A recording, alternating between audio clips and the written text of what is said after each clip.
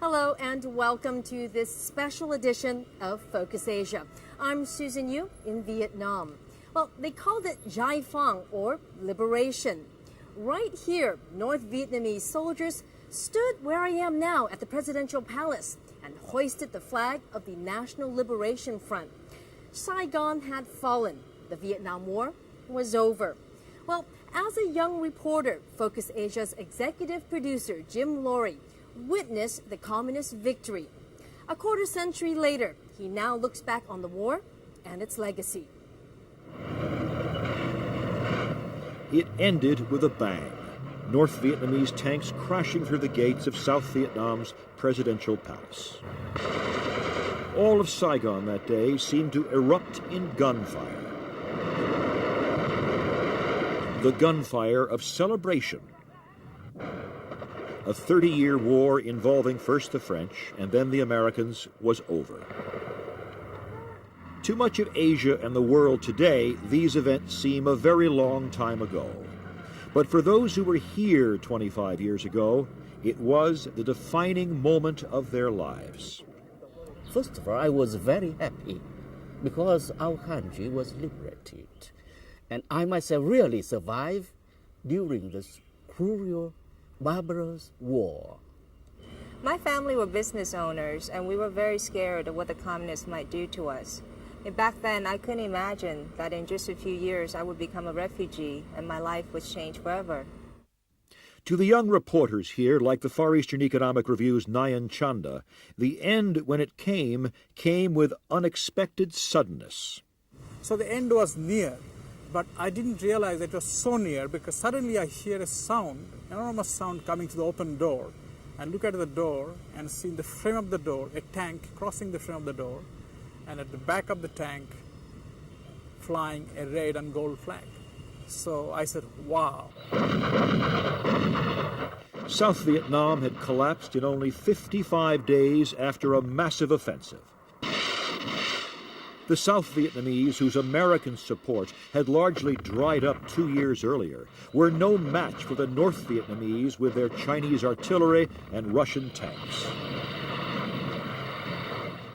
In a bunker 30 kilometers north of Saigon, Commanding General Van Tien Dung and the top brass of the North Vietnamese army were about to have a party.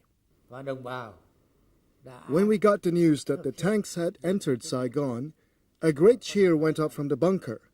We were all crying with joy and hugging each other. And then we phoned Hanoi to announce our great spring victory. In Saigon, I watched as the tanks moved through the city. Less than 4 hours earlier, I had watched the last American helicopter leave the roof of the U.S. Embassy. Frightened Vietnamese who could not get out beseeched me for help I could not provide. The American has some methods or find the many ways to save us from the communists. We don't want to stay here. I understand. The Americans are gone.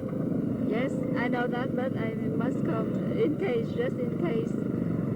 But there's no way because all the helicopters are gone. Can you help us? There is no way I can help because we are staying here. We are staying in Saigon. In a frenzy of panic, some 33,000 Vietnamese had fled with the American embassy within 24 hours. Some desperately forcing their way into the embassy grounds. Others in the South Vietnamese army, in desperation to escape, flew helicopters to the U.S. fleet off the coast, and because there was no room on deck, ditched the aircraft in the sea. Once the Americans were gone, Vietnamese took out their anger in an orgy of destruction. Only a few reporters remained behind as witnesses. The U.S. Embassy behind me has been completely looted. The South Vietnamese obviously are angry at the American withdrawal. Many of them have said that they were left out in the evacuation. They were unable to make the helicopters. Many of them were American employees. They have had to stay, and they will now have to stay and cope with communism in South Vietnam. But many, of course, could not cope. In the next 7 years, between 1975 and 1982, more than 2 million people fled Vietnam, the largest permanent displacement of refugees since World War II. The new communist government, instead of seeking reconciliation, treated the South Vietnamese with contempt. They were treated not as compatriots who were living under a hostile regime or whatsoever. They were treated as somehow guilty by association, and you had to prove otherwise that you were not guilty.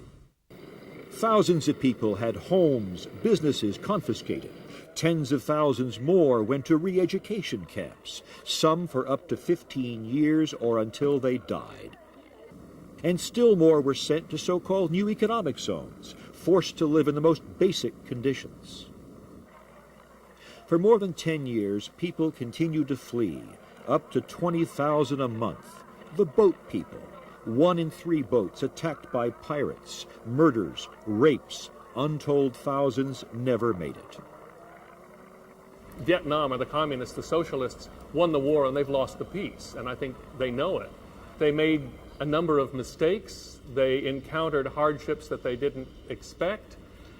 And I think the fact that they won the war led them to a kind of an overconfidence in dealing with the peace that was not justified by the events that followed. They also encountered more war. Vietnamese troops invaded Cambodia, overthrew the hated dictator Pol Pot, and stayed on for 10 years. And China, a former ally, invaded Vietnam.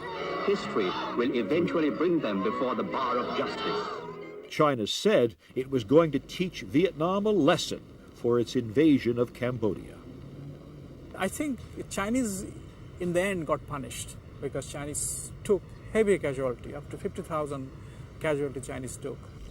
Still, the Vietnamese people and their economy suffered. A huge proportion of the Vietnamese adult male population wound up either on the border with China or fighting against the Chinese-sponsored Khmer Rouge in Cambodia. And this was then male labor force that was not available for more productive activity. It was not until 1988 that Vietnam finally put war behind it. Hanoi's leaders launched Doi Moi, a policy of economic reform. Finally, Vietnam began to grow, to prosper.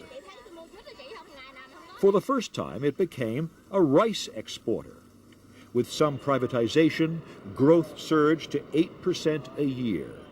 Foreign investment and the overseas Vietnamese were attracted back.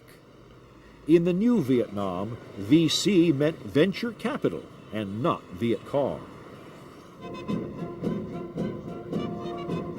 Still, as they mark a quarter century since unification, Hanoi's leaders have chosen to brush aside the troubled past while they struggle with new policies to turn a desperately poor nation into a wealthy one. Jim Laurie reporting on the legacy of liberation. And when we come back after the break, the revolutionaries, their struggle, their sacrifices, and their victory.